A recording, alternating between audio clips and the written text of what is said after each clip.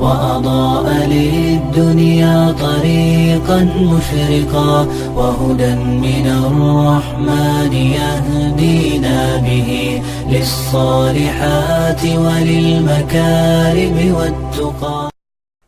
السلام علیکم ورحمۃ اللہ وبرکاتہ. بسم اللہ الرحمن الرحیم. الحمد للہ والصلاة والسلام علی رسول اللہ محمد بن عبد اللہ وعلی آلہ وصحبہ ومن والاہ. اما بعد. رب اشرح لی صدری ویسر لی امری واحلل عقدۃ من لسانی یفقہ قولی.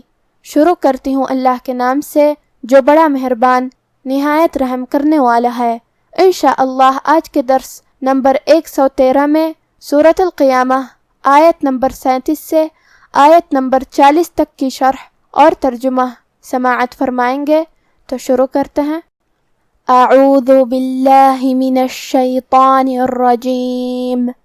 أَلَمْ يَكُ نُطْفَةً مِّن مَّنِيٍّ يُمْنَىٰ. کلمت علم کی شروعات میں الف پہ زبر ہے، لہذا ہم حمزہ کو ظاہر کریں گے. حمزہ کی ادائیگی حلق کے نیچے والے حصے سے ہے. آخر میں یہاں میم ساکن ہے تو میم کا حکم ہے اظہار شفوی. میم کو ظاہر کریں گے اور بغیر غنہ سے یہ حکم کو ادا کریں گے. کلمت یکو میں یہاں کاف پہ پیش ہے، لہذا ہمیں پیش کو ظاہر کرنا ہے.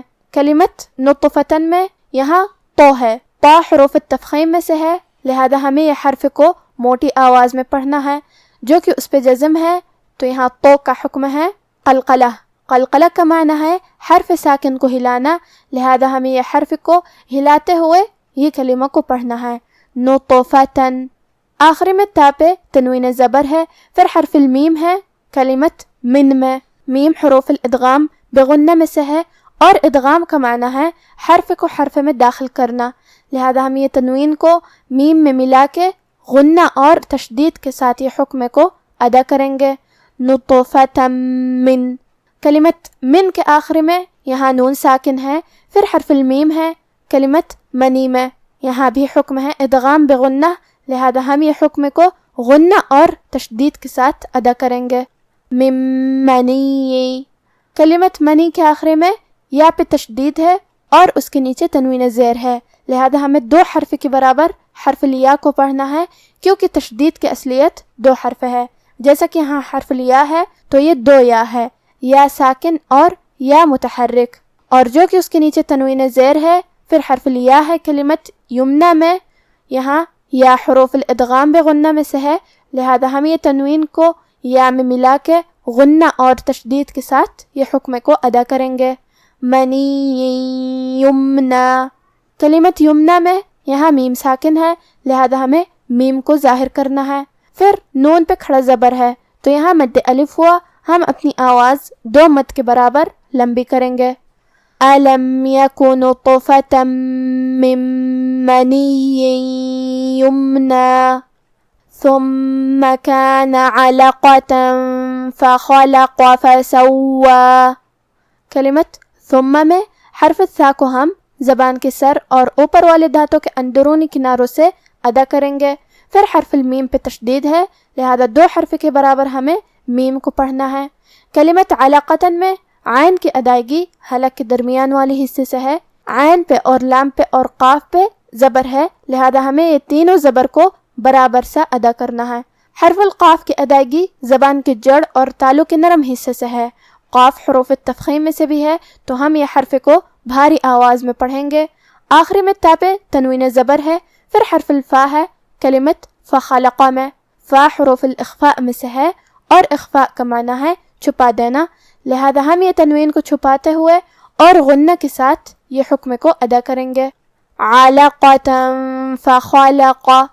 کلمت فخلق میں یہ پورے کلمہ پہ زبر ہے، لہذا ہم یہ چاروں زبر کو ظاہر کریں گے اور اسے برابر سا ادا کریں گے. حرف الخاء کو ہم حلق کے اوپر والے حصے سے پڑھیں گے. آخر میں قاف کو ہمیں بھاری آواز میں پڑھنا ہے کیونکہ وہ حروف تفخیم میں سے ہے. کلمت فسوا میں یہاں حرف الواو پہ تشدید ہے، لہذا دو حرف کے برابر واو کو پڑھیں گے اور جو کہ اس پہ کھڑا زبر ہے تو یہاں مد الف ہوا، ہم اپنی آواز دو مد کے برابر لمبی کریں گے. ثم كان علقة فخلق فسوى. فجعل منه الزوجين الذكر والأنثى. کلمت فجعل میں یہاں بھی پورے کلمہ پہ زبر ہے، تو ہمیں یہ چاروں زبر کو برابر سا ادا کرنا ہے. کلمت الزوجین میں حرف الزائی ہے اور اس پہ تشدید ہے، لہذا 2 حرف کے برابر ہمیں حرف الزائی کو پڑھنا ہے. آخری میں نون کے نیچے زیر ہے تو ہم زیر کو ظاہر کریں گے. کلمت الذکر میں یہاں حرف الدال ہے، دال کی ادائیگی زبان کے سر اور اوپر والے دانتوں کے اندرونی کناروں سے ہے، جو کہ حرف پہ تشدید ہے، تو ہم 2 حرف کے برابر حرف الدال کو پڑھیں گے. آخری میں را پہ زبر ہے تو را کا حکم ہے تفخیم، ہمیں را کو موٹی آواز میں ادا کرنا ہے. کلمت الانثى میں یہاں نون ساکن ہے، پھر حرف الثا ہے، ثا حروف الاخفاء میں سے ہے، تو ہم یہ حکم کو غنہ کے ساتھ ادا کریں گے. الانثى فجعل منه الزوجين الذكر والأنثى أليس ذلك بقادر على أن يحيي الموتى.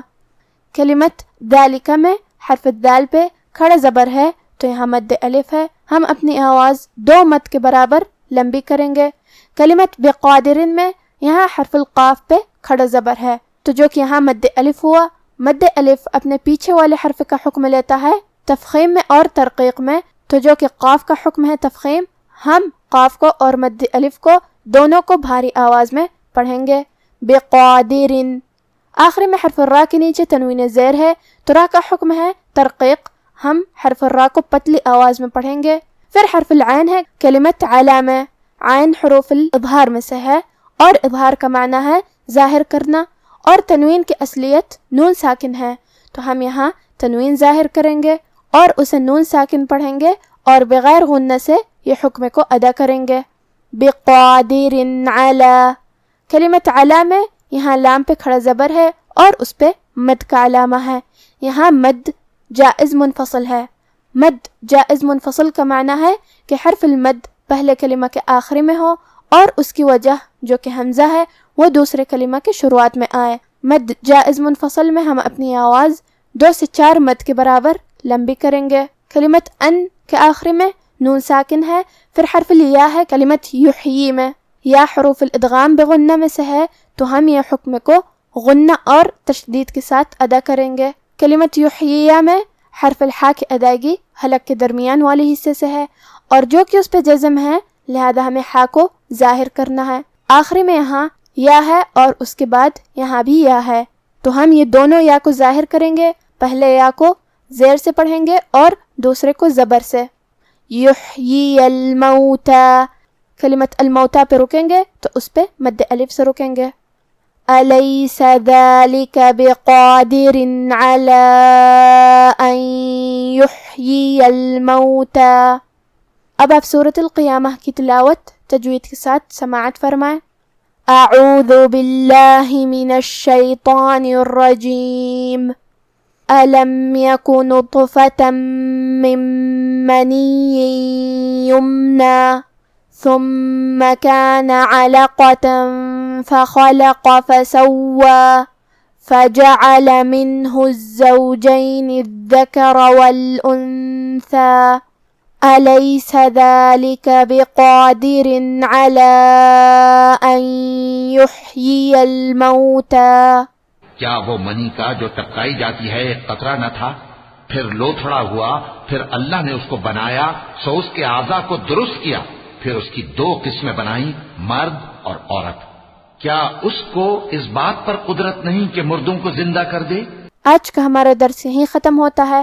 سبحان ربک رب العزت عما یصفون وسلام علی المرسلین والحمد للہ رب العالمین. والسلام علیکم ورحمۃ اللہ وبرکاتہ.